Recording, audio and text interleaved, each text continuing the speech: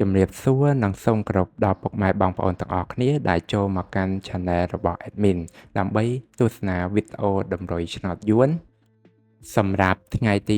25 ខែ 4 ឆ្នាំ 2025 សម្រាប់វេលាម៉ោង 4 កន្លះនិងម៉ោង 6 កន្លះដូច្នេះកុំបង្អង់យូរសូមពុកម៉ែបងប្អូនកលេចមកមើលតម្រុយ2លេខតម្រុយ2លេខ Admin គឺមានលេខ12 17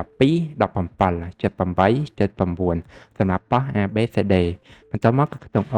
ខ្ទង់ O Admin គឺ O នៅខ្ទង់10និងខ្ទង់7សម្រាប់ប៉ោះ ABCD ដូចគ្នាបន្តមកគឺលេខពិសេសAdmin គឺមានលេខ076គុណ383គុណនិង153គុណដែលលេខទាំងអស់នេះសុទ្ធសឹងតែជាលេខដែលមានសង្ឃឹមថានឹងចេញខ្ពស់សម្រាប់ថ្ងៃនេះអរគុណពុកម៉ែបងប្អូនទាំងអស់គ្នាដែលបានទស្សនាវីដេអូនេះពីដើមរហូតដល់ចប់ក៏ជូនពរពុកម៉ែបងប្អូនទាំងអស់គ្នាធ្វើការសងសំណាននៅថ្ងៃថ្មីទទួលបាននូវការហេងឆ្នះចំទាំងអស់គ្នា